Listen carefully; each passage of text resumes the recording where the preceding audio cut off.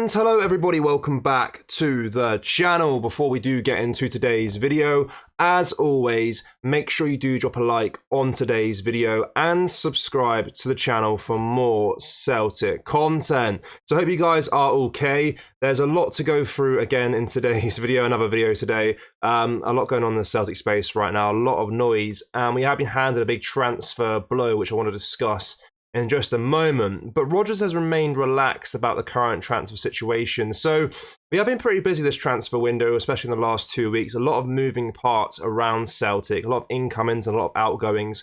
But the growing frustration among the Celtic fans is the lack of spending. I mean, we signed Kasper Schmeichel on a free. A good signing in my opinion, despite his age. We've got Cincialo for £1 million. We're on the verge of signing Paulo Bernardo for £3.5 million roughly.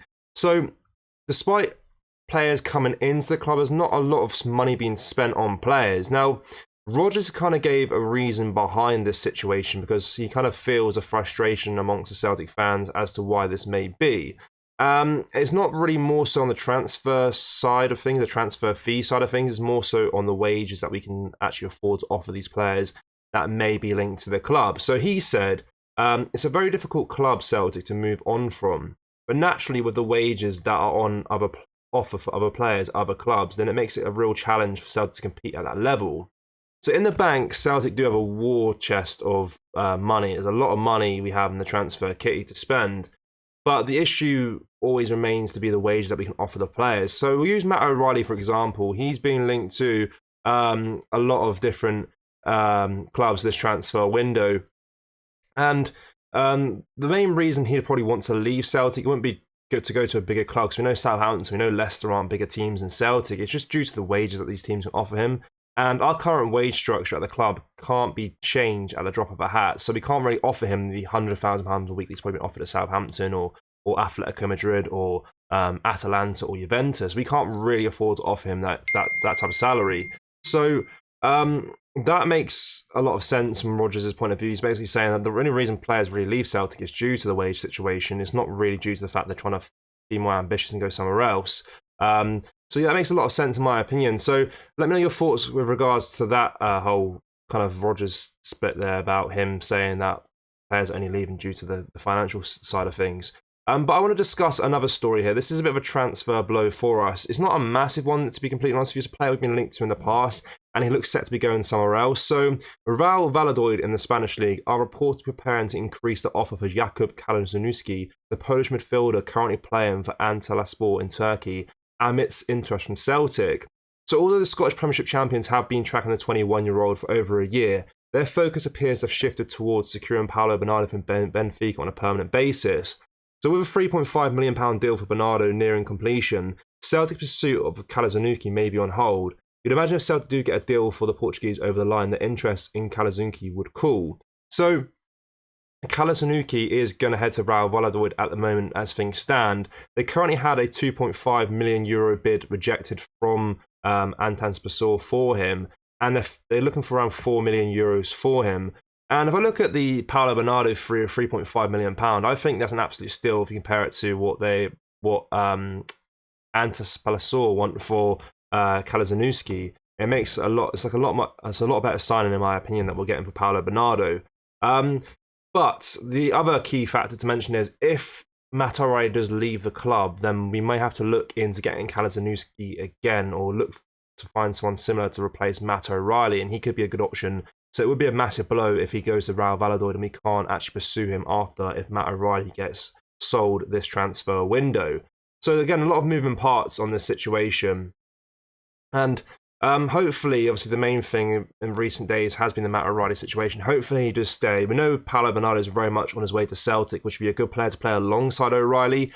But if God forbid O'Reilly does move on in the next week or so, we need to get someone to replace him ASAP.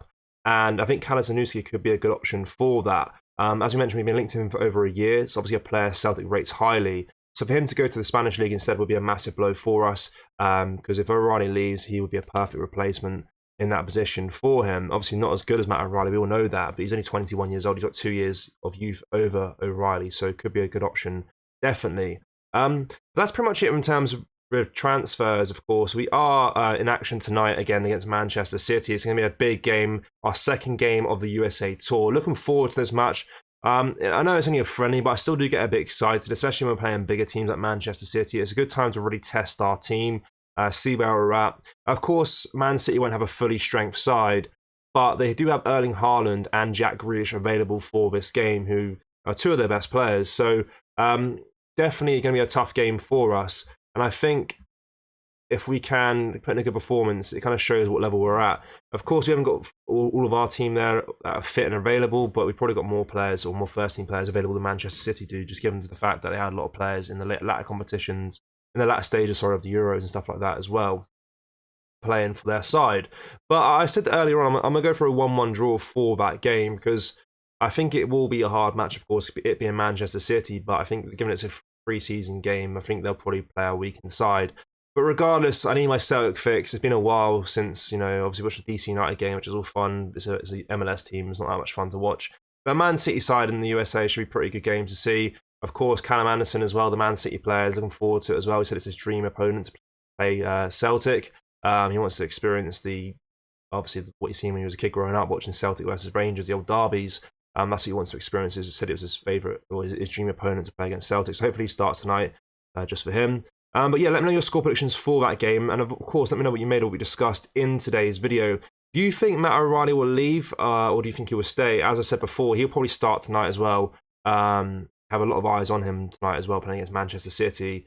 And hopefully we'll expect a big performance from him tonight as well. As I mentioned before, he seems like he's pretty happy at Celtic. It's just literally the wage thing that's probably deterring his mind a little bit, as Rogers mentioned as well. Because that, if anyone really, despite even if you're a Celtic fan, if you're playing for your boy or club, you're making 25k a week, and their team comes up to you and offers you quadruple your wages, 80% of the time, even if you're a Celtic fan, you'll probably take that because it's life-changing money, of course.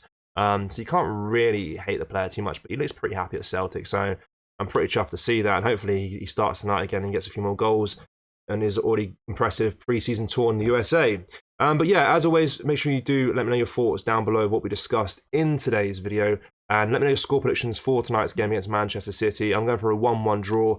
It's going to be a good game, a good test, and as always, make sure you do drop a like on this video and subscribe to the channel if you have not already for more Celtic content. It's going to be a busy next few weeks of this transfer window, a lot of moving parts. Of course, Sigras is on his way out as well to Bucharest, so keep updated on that situation, and drop a like, subscribe, take care, thank you, bye-bye.